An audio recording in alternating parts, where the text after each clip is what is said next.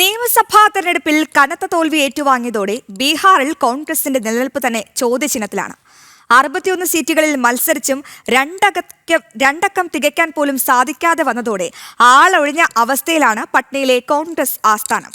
Bihar Congress Pradesh committee ഓഫീസിൽ നിന്നും ജിഷ്ണു കൃഷ്ണൻ തയ്യാറാക്കിയ ആ റിപ്പോർട്ട് കാണാം. ബീഹാർ നിയമസഭാ തെരഞ്ഞെടുപ്പിന്റെ ചിത്രം തെളിയുമ്പോൾ നമ്മളിപ്പോഴുള്ളത് ബീഹാറിൽ കോൺഗ്രസിന്റെ പ്രദേശ് കമ്മിറ്റി ഓഫീസിലാണ്. ഇവിടെ ആളൊഴിഞ്ഞ കോൺഗ്രസ് കമ്മിറ്റി ഓഫീസ് നമുക്ക് കാണാം. കഴിഞ്ഞ ദിവസങ്ങളിലും ഞങ്ങളിവിടെ വന്നിരുന്നു. അപ്പോൾ നേതാക്കളുടെ പ്രതികരണങ്ങൾ തേടിയിരുന്നു. ദേശീയ spokesperson, national spokesperson Pawan Khera ഉൾപ്പെടെയുള്ളവരുടെ പ്രതികരണങ്ങൾ കഴിഞ്ഞ ദിവസം നമ്മൾ തേടിയിരുന്നു. യാതൊരു തലത്തിലും ആശങ്ക വേണ്ട എന്നും കോൺഗ്രസും RJDയും ഉൾപ്പെടുന്ന സഖ്യം മികച്ച ഭൂരിപക്ഷം നേടുമെന്ന പ്രതികരണമായിരുന്നു അന്ന് ഈ കോൺഗ്രസിൻ്റെ നേതാക്കൾ നടത്തിയത്. എന്നാൽ ഇന്നിപ്പോൾ ബീഹാർ നിയമസഭാ തെരഞ്ഞെടുപ്പിൻ്റെ ഫലം വരുന്ന ഘട്ടത്തിൽ ശൂന്യമാണ് കോൺഗ്രസ് ഓഫീസ്. ഒരു നേതാക്കളെയോ പ്രവർത്തകരെയോ നമുക്കിവിടെ കോൺഗ്രസ് ഓഫീസിൽ കാണാൻ സാധിച്ചിട്ടില്ല. നിയമസഭാ തെരഞ്ഞെടുപ്പിൻ്റെ ചരിത്രത്തിൽ തന്നെ ഏറ്റവും മോശം പ്രകടനമാണ്, ദയനീയമായ പരാജയമാണ് കോൺഗ്രസ് ഈ നിയമസഭാ തെരഞ്ഞെടുപ്പിൽ കാഴ്ചവെച്ചിട്ടുള്ളത്. RJDയും ഇടതു പാർട്ടികളുമായി തമ്മിൽ ചില മണ്ഡലങ്ങളിൽ മത്സരിച്ചു.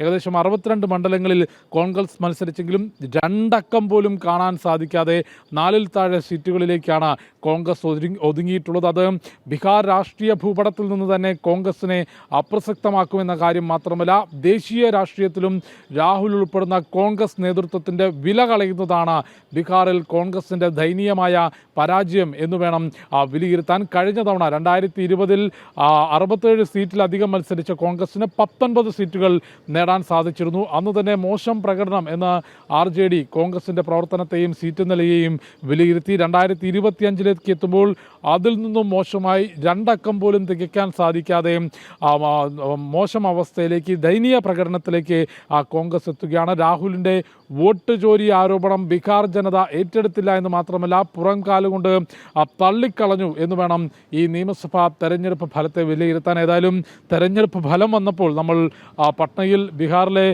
കോൺഗ്രസ് പ്രദേശ് കമ്മിറ്റി ഓഫീസിലേക്ക് വന്നിട്ടുള്ളതാണ്. തെരഞ്ഞെടുപ്പ് ഫലം വിശകലനം ചെയ്യാൻ പോലും ഈ ഓഫീസിൽ ആരുമില്ല എന്നുള്ളതാണ് മനസ്സിലാക്കേണ്ടത്. കഴിഞ്ഞ ദിവസങ്ങളിൽ പ്രധാനപ്പെട്ട നേതാക്കളെല്ലാം ഉണ്ടായിരുന്നു, വലിയ പ്രതികരണങ്ങൾ നടത്തിയിരുന്നു.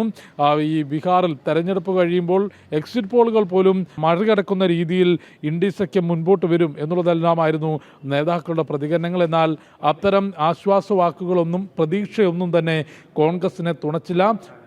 മറ്റ് സംസ്ഥാനങ്ങളിൽ എന്ന പോലെ ആ സംസ്ഥാനത്തെ വിഷയങ്ങൾ, പ്രാദേശിക കാര്യങ്ങൾ അതിലൂന്നി പ്രചരണം നടത്താതെ തെരഞ്ഞെടുപ്പ് കമ്മീഷനെ നിഴലിൽ നിർത്താനും തോൽവികൾക്ക് തെരഞ്ഞെടുപ്പ് കമ്മീഷനെയും വോട്ടിംഗ് മെഷീനെയും എല്ലാം കുറ്റം പറയാനും ശ്രമിച്ച രാഹുലിനും കോൺഗ്രസിനും കനത്ത തിരിച്ചടിയാണ് ബീഹാർ ജനത നൽകിയിട്ടുള്ളത്. പട്നയിൽ കോൺഗ്രസ് പ്രദേശ് കമ്മിറ്റി ഓഫീസിന് മുൻപിൽ നിന്നും കൃഷ്ണകുമാറിനൊപ്പം ജിഷ്ണു കൃഷ്ണൻ, ജനം.